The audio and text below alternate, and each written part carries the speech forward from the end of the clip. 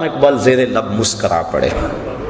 وہ چلا گیا، پیر صاحب کی نظر بھی بڑی تیز تھی، چونکہ پیر بڑے تیز بھی ہوتے ہیں، تو انہوں نے کہا کہ حضرت یہ عجیب بات تھی، آپ مسکرائے کیوں؟ تو علامہ صاحب فرمانے لگے جناب میں آپ کی دعا کی قبولیت پہ مسکرایا، خوش ہو کے۔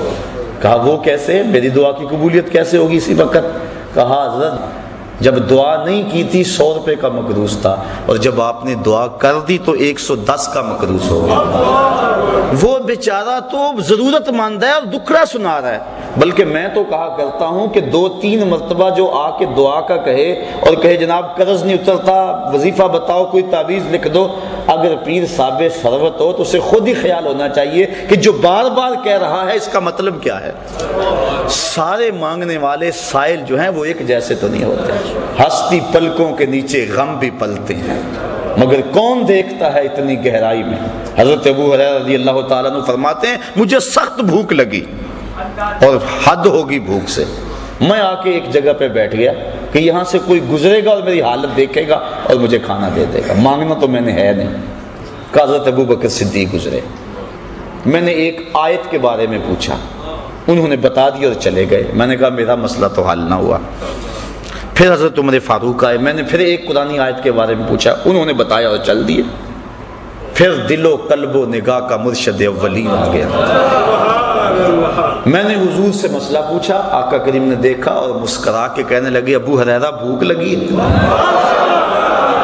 میں نے کہا ہاں حضور مجھے بھوک لگی ہے۔ کہا میرے ساتھ آ جاؤ۔ اللہ اکبر۔ آگے وہ حدیث واقعہ طویل آپ نے سینکڑوں بار سنا کہ دودھ کا ایک پیالہ تھا، ابو ہریرہ کہتے ہیں کام بن گیا، لیکن کہا جب باقیوں کو بھی بلا لاؤ۔ 70 بندے تھے بیٹھے جو صفہ کے چبوترے پہ تھے۔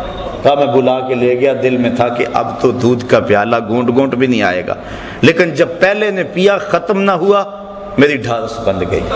میں نے کہا حوض کوثر کی نہروں سے کنیکشن جڑ گیا، کام بن گیا، برکت آ گئی۔ 70 نے پیا، پھر کہا ابو ہریرہ تم پیو، میں نے پیا، کہا اور پیو، میں نے پیا، کہا اور پیو، کہا حضور اب تو بس ہو گئی۔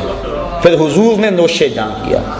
میرے استاذ المکرم فرمایا کرتے تھے کہ یہ تو بیان کرتے ہو اور اس بات سے لطف لیتے ہو، اور صحیح لطف والی بات ہے کہ ایک پیالہ 70 کے لیے کافی ہو گیا، لیکن یہ بھی تو دیکھو 70 کا جھوٹا کونین کا سردار پی رہا، 70 آدمیوں کا جھوٹا 2 جہاں کا سردار پی رہا۔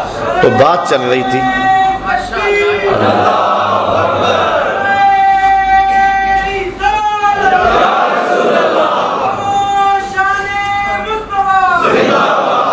تو علامہ اقبال نے کہا میں اس بات پہ ہنسا ہوں کہ آپ کی دعا قبول ہو گئی۔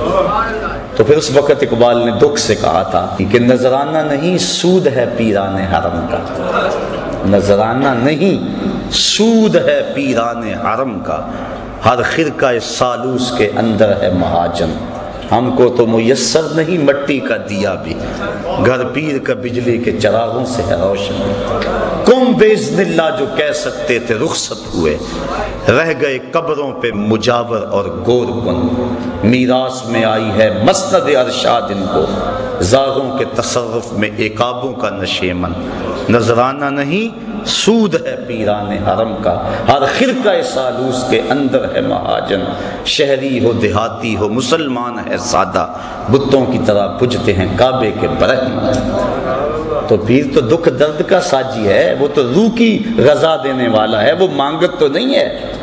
پہلے وہ کہتے ہیں پہلے بزرگوں کی نظر دل پہ ہوتی تھی، اور اب دل کے اوپر جو لگی ہوئی جیب ہے اس پہ ہوتی ہے۔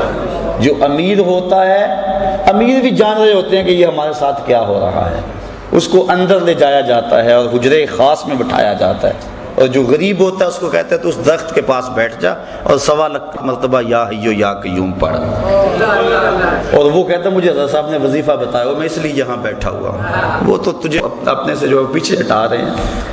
تو یہ کیا ہو گیا ہے؟ یہ دکھڑے ہیں، یہ تمسخر نہیں کر رہا میں، یا جو ہے وہ محض آپ کو خوش کرنے کے لیے نہیں، یا کسی مخصوص شخص کے اوپر کوئی تنقید نہیں ہے، اس وقت ہمارا رویہ ہے قوم کا، اور ہم لوگ ہیں کہ دن رات ایسے لوگوں سے لٹتے ہیں، نگہباں بن کے جو اہل چمن کی آبرو لوٹے، چمن والو عقیدت چھوڑ دو ایسے نبھے بانی۔ آؤ ان لوگوں کو تلاش کریں جہاں قدم رکھتے ہیں وہاں اللہ کی رحمتوں کا نزول ہوتا ہے۔ ان لوگوں کو تلاش کریں جن کی زندگیاں لوگوں کے لیے ہدایت کا سبب ہے اور جن کی زندگی کا ایک ایک لمحہ یاد خدا سے منور اور معطر ہے۔ ایسا نہیں ہے کہ ایسے لوگ ہیں نہیں۔ بعض تو کہتے ہیں میں تو ڈھونڈتا رہا مجھے تو ملا ہی کوئی نہیں، پتہ نہیں تو نے کہاں سے ڈھونڈا ہے۔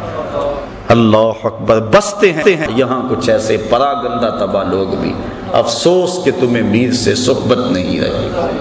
جن سے مل کر زندگی سے عشق ہو جائے وہ لوگ آپ نے شاید نہ دیکھے ہوں مگر ایسے بھی ہیں۔ ہم نے کپڑا لینا ہو تو ہمیں پتہ ہے فلاں دکان سے صحیح ملتا ہے، سارا شہر چھوڑ کے وہاں جاتے ہیں کہ نہیں؟ تو یہ بھی روح کی غذا ہے، یہ بھی ڈھونڈو، گلی گلی موجود ہیں، گھر گھر جو ہے وہ چراغ چل رہے ہیں۔ حضور کی امت اولیاء سے کبھی بھی خالی نہیں ہوگی تا آنکہ خاتم الاولیاء امام مہدی تشریف لائیں۔ لیکن ان حقیقی لوگوں تک پہنچنے کے لیے ہمیں اس معیار کو سمجھنا ہوگا جو قرآن و حدیث اور ولیوں کے امام حضرت غوث اعظم کی تعلیمات کے حوالے سے میں نے آپ کے سامنے رکھ دیا۔ اللہ تعالیٰ مجھے آپ کو اپنی راہوں کا مسافر رکھے۔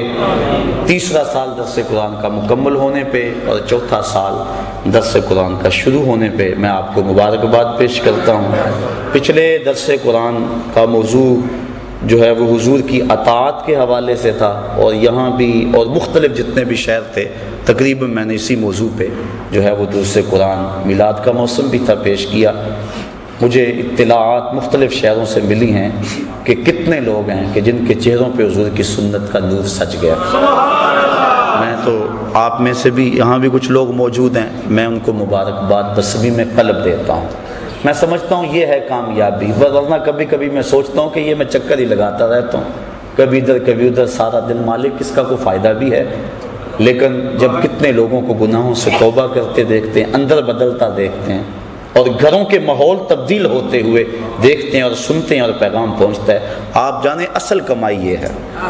نہ تو ہم نوٹ کے لیے آتے ہیں نہ ووٹ کے لیے آتے ہیں، بس مقصد یہ ہے کہ کسی کے دل میں کوئی بات اتر جائے، اور جب کسی کے دل میں کوئی بات اترتی ہوئی محسوس کرتے ہیں تو پھر پیشانی سجدے میں جھک جاتی ہے۔ اللہ مجھے آپ کو اپنی رحمتوں کی پناہ میں رکھے۔